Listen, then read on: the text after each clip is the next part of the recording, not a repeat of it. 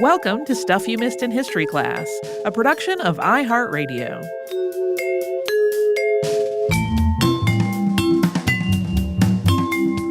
Hello and happy Friday. We had our live show from the AC Hotel Los Angeles South Bay. We sure did. Shared this week, we think. Uh-huh. We are, as we record this, still reviewing audio to see what's workable from the live show and what isn't. Yeah. So we still don't know how much you're going to get that's actually from the event itself versus from us recording in the studios that are in our homes. What a fun night, though. It was very fun. I wanted to make sure to thank, number one, to thank Marriott for sponsoring the show.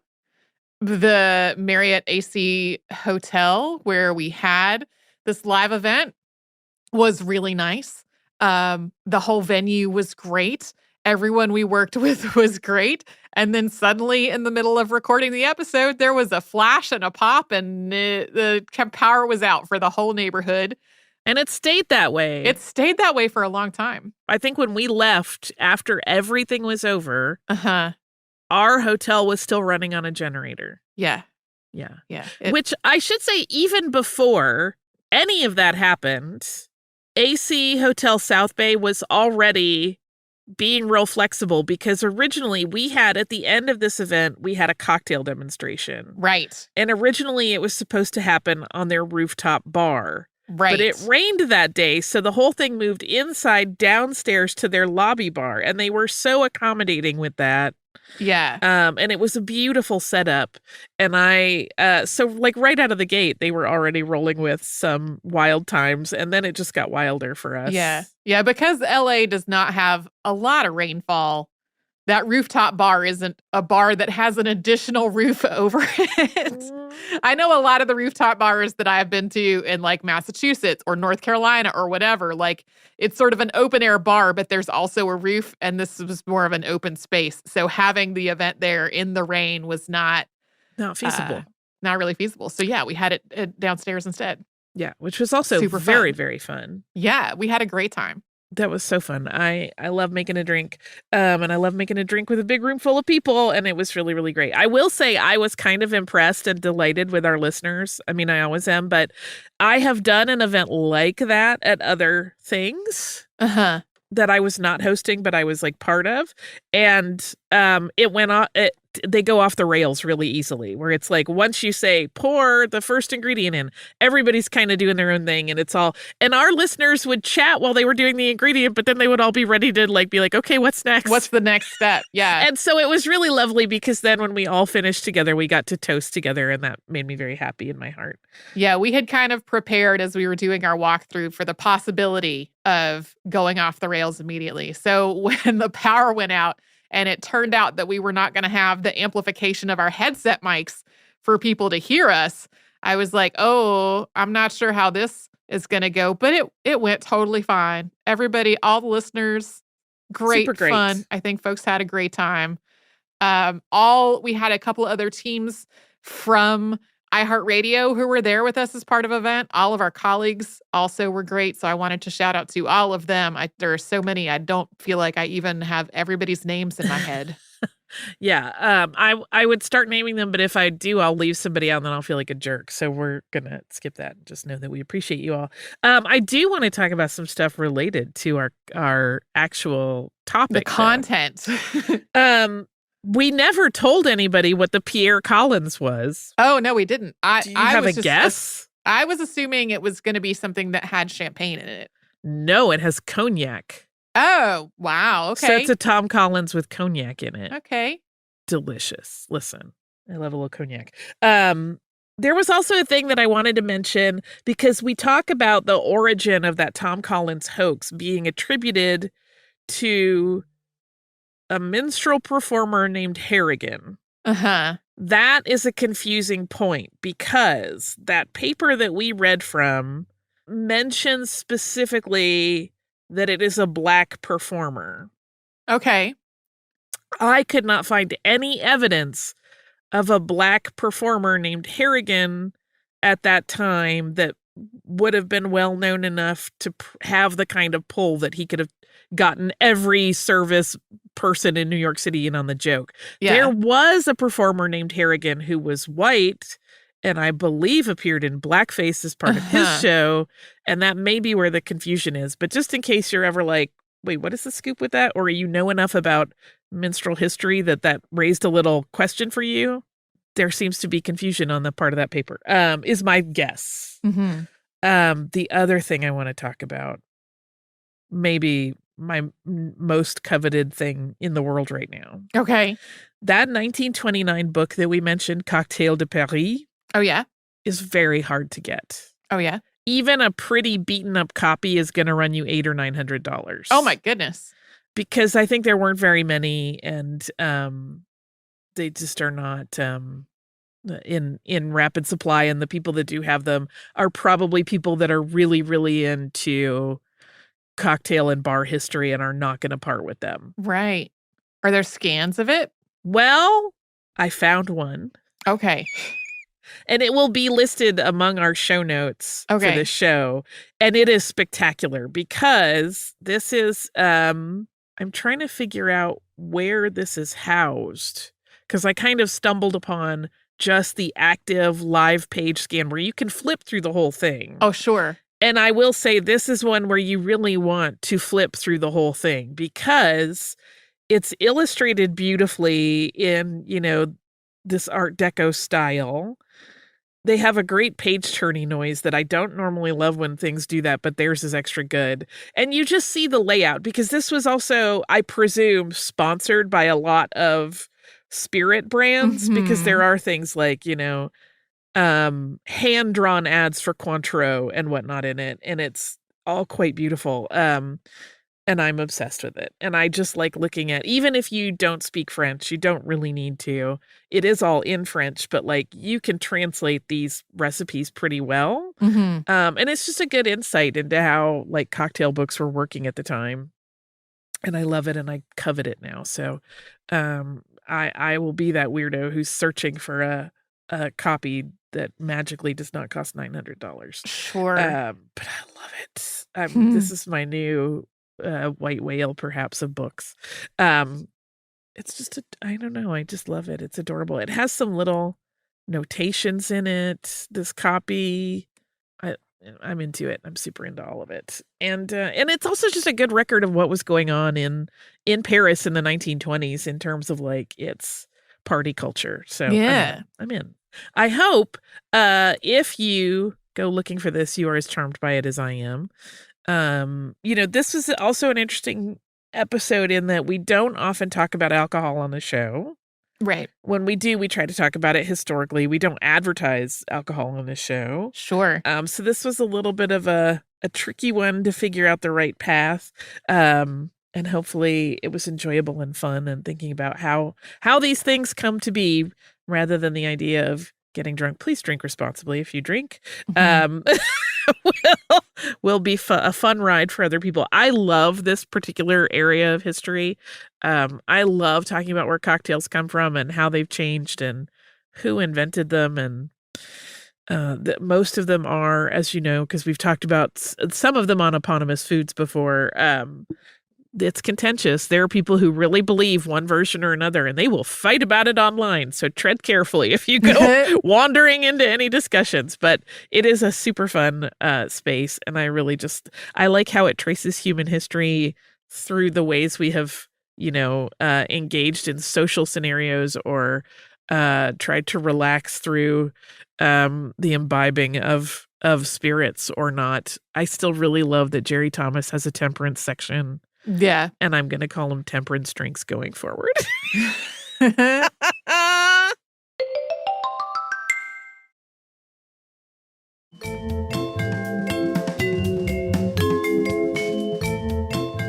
talked about the monastery at Montserrat a bit. Yeah, it's You did different stuff there than I did. I did totally different stuff there than you did. Yeah. You did the funicular, right? Yeah, this was one of two funicular trips that we took on our trip to Barcelona. Took the funicular up to the top of, it's not the very top. You can climb farther up from there, but When you look at that funicular from the ground, it looks terrifying. Like, it looks like a sheer vertical climb, which it does not feel that way really when you're on it. But yeah, we took the funicular.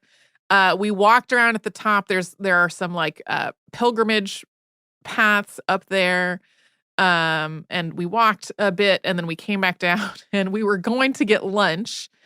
The restaurant seemed to be having some issues that day. It looked like maybe they were having some kind of plumbing struggle, so the restaurant was closed.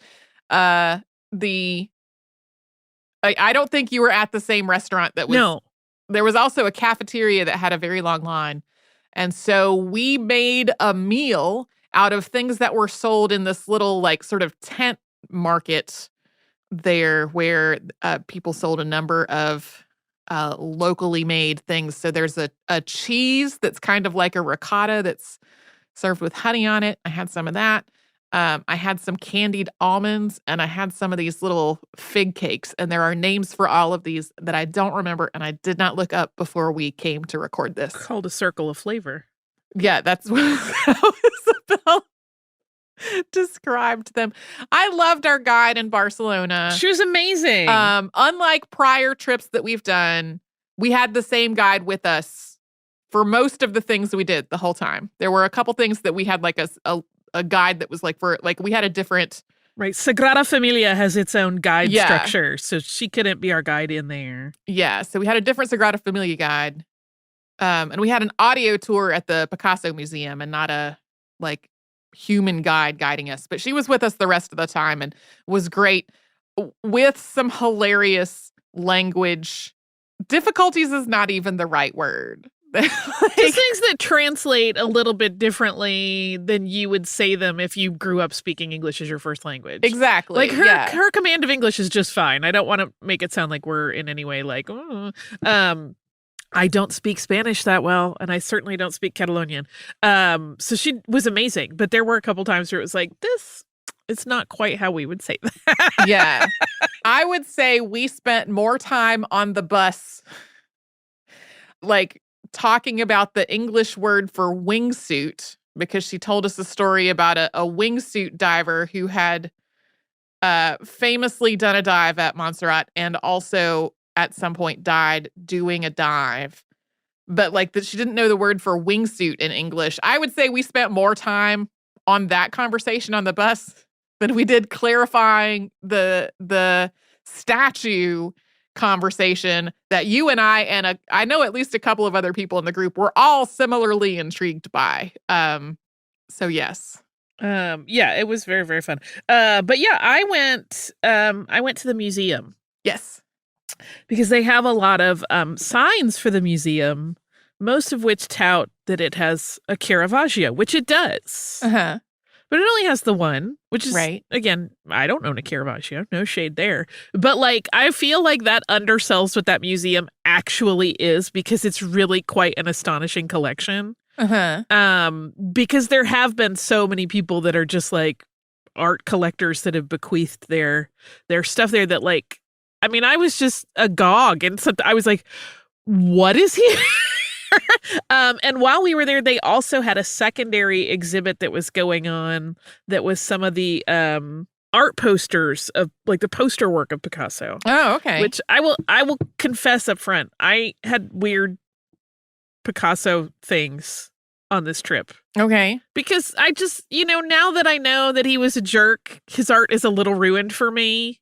All right. And so like the Picasso Museum, I was like, like I had a bad attitude about it. It was like not great. And so I didn't go look at the posters, but my good friend Kristen did. But again, that museum though is really, really beautiful and the staff is super nice. We just had a great time and there were several of us from our little group that went there and I really, really enjoyed walking around because it was like, it's a beautiful setup. The flow of it is quite nice. Uh-huh. It's multiple floors. That John Singer Sargent that they have is gorgeous. Yeah. There was a lot of art that I was not familiar with from artists that were from Spain, Barcelona and Catalonia in particular, that I am trying to figure out how to maybe do hopefully an episode about, but it's tricky. I will tell you one of the things that I was really struck by in general on our trip, particularly in that museum, was that there is so much history to Spain and Catalonia that we don't ever get. No, we really don't. In English-speaking countries.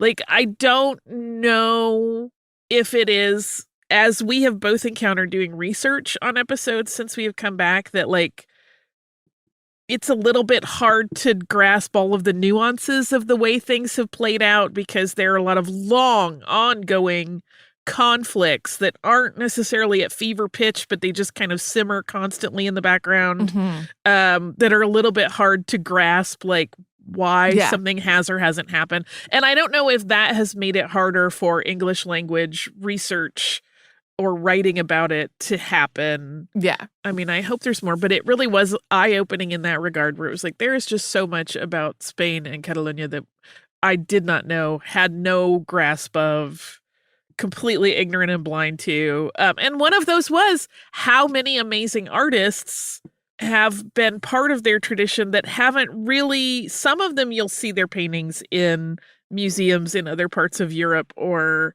the US, but not enough, in my opinion, because there's some really incredible art that I was not the least bit familiar with. Yeah. So one time years ago, I was at, I think it's just called the Philadelphia Art Museum. Big art museum in Philadelphia. I have not Googled the name of it before coming in here to have this unscripted conversation. And there was some Spanish art that I saw in an exhibit there that I found so striking and I was so captivated by. And I was like, I want to do an episode on the person who made this art after I get back home from this trip to Philadelphia. And I similarly had just no success finding resources in English about this person. Yeah. Or even for me, meaty enough resources that even if I managed to get them translated, would really offer more than like 6 bullet points. Right. Yeah. We had very similar experiences regarding like that. We are recording another episode in this recording session today that's going to come out a little bit later that is literally inspired by the fact that I was reading the signage at the museum, a different museum, and was like, I'm clearly missing key context here. Right. Like something that's so basic that like the person who wrote these signs did not think it needed to be explained. And yeah, much more so than our trips to Italy or France. This trip really highlighted like big holes in what our education has focused on, I think. Agreed. And I don't know how that gets fixed. I mean, so more people need to be researching and writing about Spanish history and Catalonian history. But that's easy to say. Right. Because I'm like, not me. I'll do what we can do here, but I don't. Right. I don't have the linguistic knowledge or base to be able to go a whole lot further.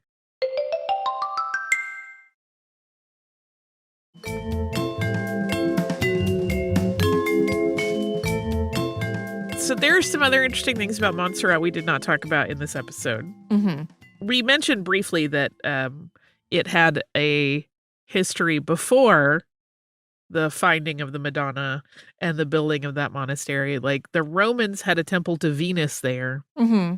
And I have to say, walking around up there, that makes all the sense on earth. Mm-hmm. That it would be a temple to a Roman god, because it is, as I said at the top of that episode, you feel like you're on the top of the world. It's so beautiful. Mm-hmm. And the view is so vast.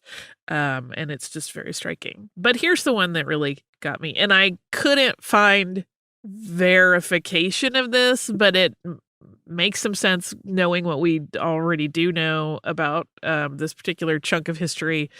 And it lines up, which is that we know for a fact that Himmler visited Montserrat when Franco was in power. Mm-hmm.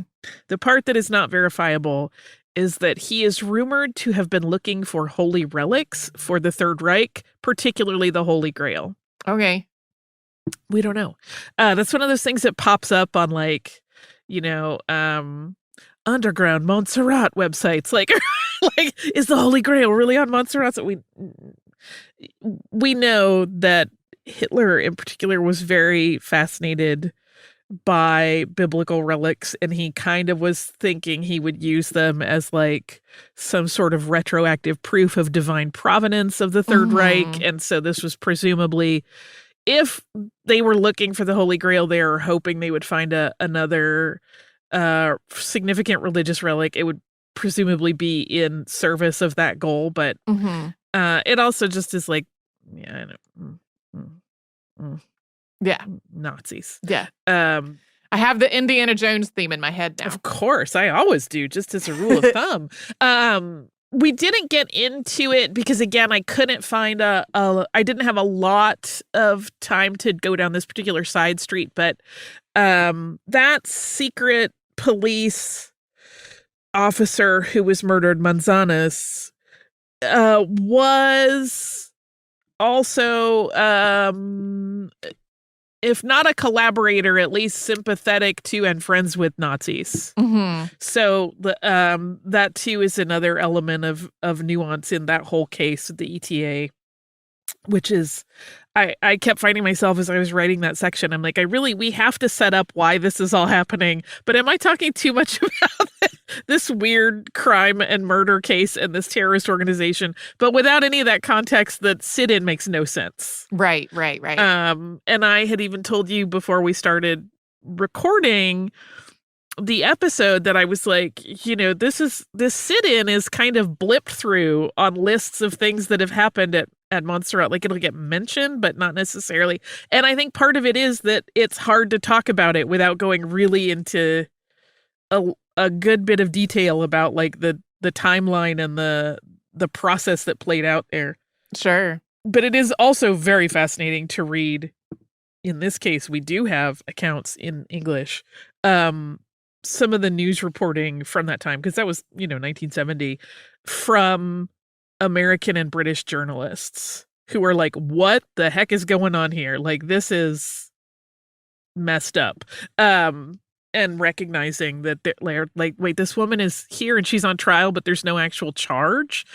That, as we said in the episode, that did not go the way Franco had anticipated. Right. He thought they were going to be like, yes, you will see my power. And it was like, what we see is not what you want us to see. Right. Which is kind of interesting. Anyway, Montserrat really, really struck me. I loved.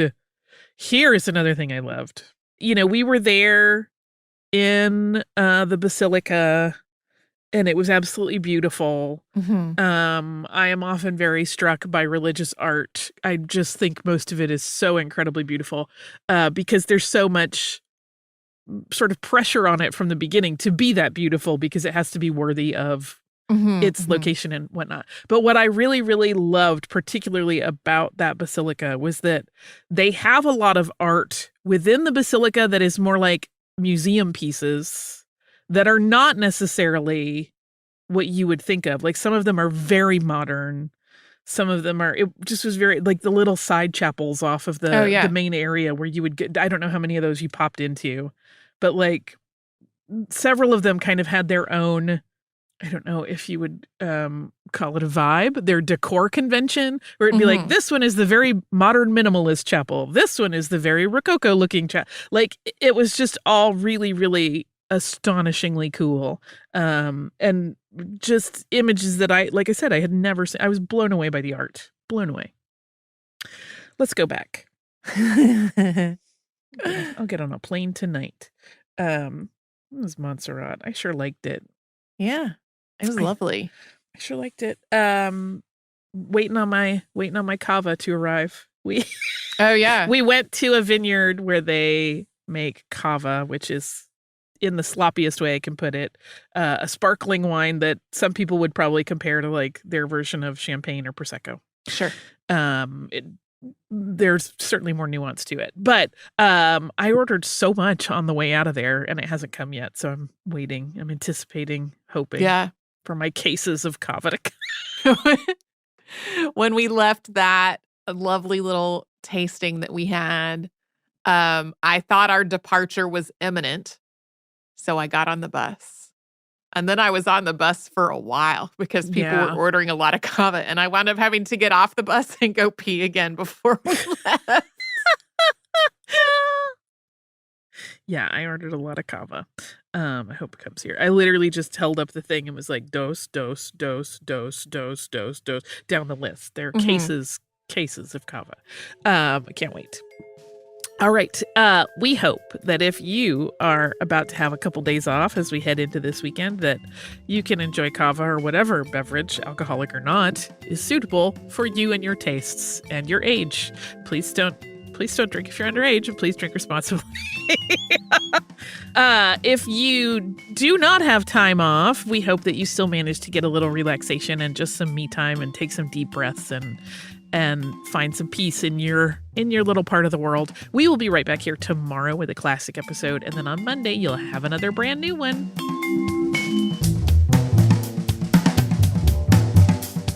Stuff You Missed in History Class is a production of iHeartRadio. For more podcasts from iHeartRadio, visit the iHeartRadio app, Apple Podcasts, or wherever you listen to your favorite shows.